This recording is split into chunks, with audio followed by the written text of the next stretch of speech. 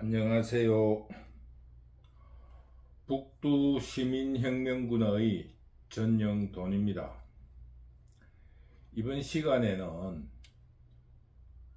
국민의힘 전당대회에 대해서 몇 가지 말씀을 드리도록 하겠습니다. 전당대회 당대표 선출에서 총선 책임론이 나오고 거기에 김건희 여사의 명품백 수수에 대한 김건희 여사가 한동훈에게 보낸 사과 문자가 공개가 되고 이것을 한동훈이가 읽고 답장이나 혹은 당내에 대책회의를 하지 않은 것에 대한 문제가 제기되고 있습니다. 즉 총선에서 김건희 여사가 사과를 했다면 결과가 달라졌을 것이라는 주장입니다. 물론 이것은 정치적인 주장이니까 선거를 앞두고 서로 주장할 수 있다고 봅니다. 그러나 북두 시민혁명군이 이 총선 결과에는 변함이 없었다 하는 그런 시각을 가지고 있습니다. 총선 때 결과를 예측하기 위해서 지역구별로 분석을 해본 강의가 있습니다. 그런데 서울, 경기 지역에서는 완패가 거의 결정이 되어 있었습니다. 그런데 북두시민혁명군의 강의에도 잘 들여다보면은 완패지만은 응원의 입장에 있다 보니까 한 15군데에서 20군데 정도는 요행을 바라면서 160대 180을 이야기했습니다. 국민의힘이 이기면은 160석을 차지하고 야당이 이기면은 180석을 가져갈 것이다. 제3당은 제외했으니까 그런 정도로 예측을 했어요. 120대 160 지역구만으로. 그런데 그 예측이 거의 맞았어요. 그 이유가 왜 그러냐 하면은 첫째, 국민의힘 당에서 서울과 경기 지역의 공천에서 실패했어요. 그 이유는 북두시민혁명군이 분석할 때는 선거에 자신이 없다 보니까 유력 인사 혹은 훌륭한 사람들이 그곳에 출마할 의사를 보이지 않았다는 데 가장 큰 원인이 있지 않나. 쉽게 말하면 서울 경기에 정치지망생 혹은 국민의힘 자체 내에서도 패배감에 젖어 있었다는 그런 분석을 해보았습니다.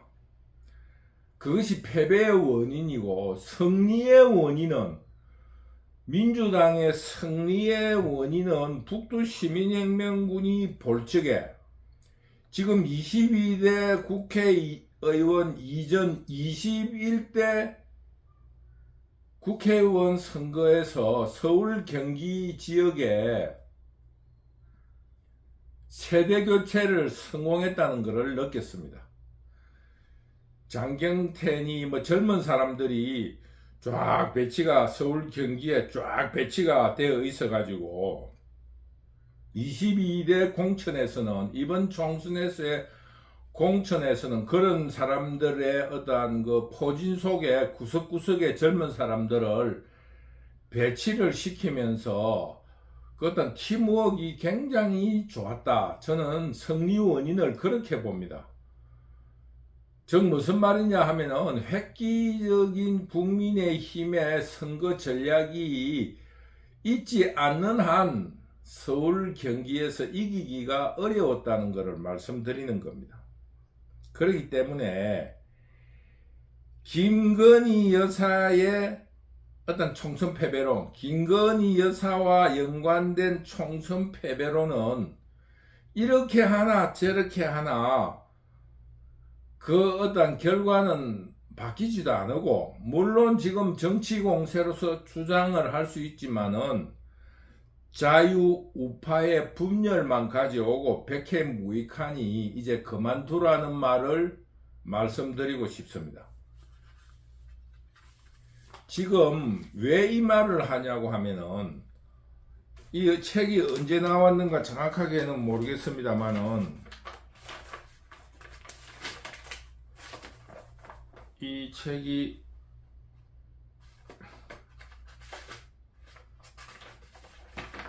그 민주당의 총선 패배 이후 아주 유명한 책이 나왔는데, 민주당의 패배에 대한 책을 쓴 조지 레이코프가 쓴 코끼리는 생각하지 말라는 것에서 주장한 것처럼, 김건희 여사의 사과에 대한 어떤 정치적인 공세를 많이 하면 할수록 김건희 여사의 사과에 대한 이야기가 전해지는 것이 아니라 도리어 그 문제거리를 만들어내는 김건희라는 그런 인식만 남게 되기 때문에 이제 그만둬야 한다는 겁니다. 그런데 이런 문제를 북두 시민혁명군의 입장에서 본다면 긍정적인 면이 두 가지가 있습니다. 하나는 김건희 여사가 자기의 잘못을 인식하고 있고 사과를 하겠다는 진심이 이런 파동 속에서 국민들에게 전달되었다는 것입니다. 또 하나의 긍정적인 면은 대선도 끝났고 총선도 끝났기 때문에 지금 전당대회에 큰 이슈가 없는 상태입니다. 그런데 이런 선거가 없는 시즌에 벌어지는 이 전당대회에서 이슈가 생겼다는데 큰 의미가 있다고 봅니다. 그렇기 때문에 의도하지 않았던 총선의 이벤트에 흥행성을 더했다는데 긍정적인 의미가 있습니다. 이것이 연출이었다면 더 좋겠지만은 어쨌거나 이런 흥행성을 보탰다는데 긍정적인 의미가 있고, 여기서 그만둬야 됩니다. 왜 그러냐면은 앞에서 말했듯이 코끼리는 생각하지 말라는 것처럼 김건희에 대한 왈가왈부는 지금 국민의힘의 아킬레스건인데 자꾸 건드릴 필요가 없다는 겁니다. 그리고 전당대회라는 것은 물론 국민들을 상대로 한다는 슬로건은 가지고 있지만은 국민의힘 내에 찻잔 속의 돌풍일 뿐이니까 여기서 압도적인 지지를 받는다 안 받는다 이거 아무 의미가 없습니다. 오로지 찻잔 속의 돌풍이고 국민의힘 당 지지자 내의 경쟁이고 또 잔치인 것입니다. 따라서 당대표 후보자들은 적당한 출구 전략을 짜서 여기서 그만둬야 된다. 쇼를 보여주다가 애들 그 장난으로 쇼를 보여주려 하다가 장독을 깰 수가 있습니다. 그러니 이제 그만둬야 됩니다. 더구나 자유우파 정당은 지금 소수로서 단합을 해야 될 때지 깊은 상처를 남길 그럴 것이 아닙니다. 전당대회를 싸움판으로 만들지 말고 잔치집으로 만들어야 합니다. 쉽게 말하면은 잔치집에 형제간에 싸우는 꼴 사나운 것을 국민에게 보여줄 수 있다. 그러니 여기서 그만두고 우리 소수로서의 단합을 해야 된다는 점을 좀 더 이제는 부각시켜 나가야 된다. 더구나 박근혜 대통령이 가짜뉴스와 선동에 의해서 탄핵을 당했고 그 당내의 배신자들에 의해서 그 자유우파 국민의힘의 전신이 완전히 분열되고 지리멸멸해가지고 지금 이번 총선까지 총선의 마감까지 하면 15년대 지금 자유우파들이 지리멸멸하고 있습니다. 간신히 견디어내서 윤석열을 차출하여서 자유우파의 간판을 내걸었다는 것은 불행 중 다행인 것입니다. 그러므로 우리의 분열로 인해 가지고 또다시 윤석열을 탄핵당하게 한다 하면은 자유민주주의 세력은 정말로 소수파로 전락하고 말 것이다. 그렇기 때문에 단합해서 윤석열 정부를 지켜내야 된다. 윤석열을 지켜내야 된다 하는 엄숙한 지금 과제를 안고 있습니다. 그래서 이번 전당대회의 취지는 첫째 단합, 둘째는 윤석열을 지키자, 윤석열 지키기, 그리고 마지막으로 투쟁입니다. 지금 다수의 야당 그리고 범죄자들이 지금 방탄을 통해서 자신들을 지켜내려고 하는 이런 범죄자 카르텔, 이런 야당들과의 투쟁에서 어떤 대표가 합당한가를 다투어야 합니다. 이제는 김건희 문제를 한 장 넘기고 어떤 대표가 이런 범죄자 카르텔을 주도하고 있는 민주당과 싸워낼 수 있는가, 이런 주제로 싸워야 한다는 것을 여러분에게 말씀드립니다. 그리고 이 세 가지와 함께 국민의힘이 수색, 방어만 할 것이 아니라 김건희를 검찰 수사를 받게 하고 미진하면은 특검을 하겠다는 제안을 해야 합니다. 어려운 고비가 있겠지만은 김건희를 야당의 먹이로 던져야 합니다. 이순신이 일기장에 써놓았다는, 난중일기에 써놓았다는 사적생의 결단으로 야당과 투쟁해야 됩니다. 이번 진검승부는 무승부가 있을 수 없습니다. 김건희를 던져야 합니다. 그래야만이 김건희도 살고 자유민주 세력도 산다는 것을 국민의힘 전당대회 때 결의를 하기를 바랍니다.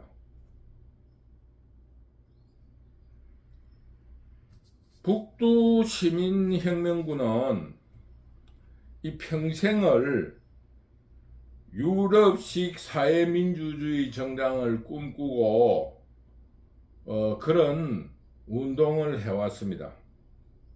그런데 문재인 정부를 겪으면서 유럽식 사회민주주의는 한국에서 이루어졌고 문재인이나 이재명식의 정책은 곧 공산사회를 말하고 북한을 추종한다는 의심을 가지게 되었고, 이런 생각으로 주변인들에게 나는 자유민주주의, 자유우파로 전향을 하겠다고 선언하였습니다. 그렇게 해서 지난 2023년도에 국민의힘당에 입당을 했습니다. 그래서 이번 전당대회에 선거인단으로 추천되었다는 문자를 받고 누구를 선택해야 하는가 하는 고민에 빠져 있습니다. 그래서 북두시민혁명군은 이런 취지로 오늘 그런 강의를 했는데, 앞에서 말했다시피 북두시민혁명군의 선택 기준은 첫째, 단합, 두 번째, 윤석열 지키기, 세 번째, 야당과의 투쟁에 적합한 인물을 선택하려고 생각합니다. 지금 국민의힘 전당대회에서 당대표에 선출되는 사람은 사적생, 죽기로 싸우면 이긴다는 말처럼 김건희를 방탄할 것이 아니라 김건희를 길거리에 내놔야 합니다.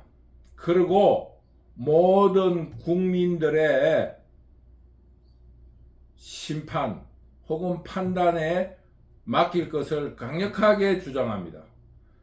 지난 총선에서도 이야기를 했는데, 사과는 두 번째 문제고, 첫째 수사를 받겠다는 말을 하고, 두 번째 그것이 미진하면은 특검을 받겠다는 공약을 하라고 했습니다.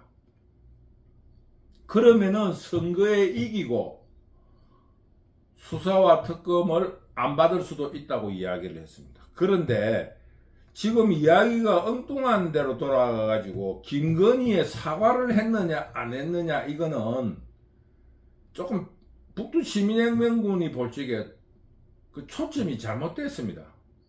다시 말하지만은 김건희가 사과를 하든 안 하든 그것은 선거에 큰 영향을 주지를 못했습니다.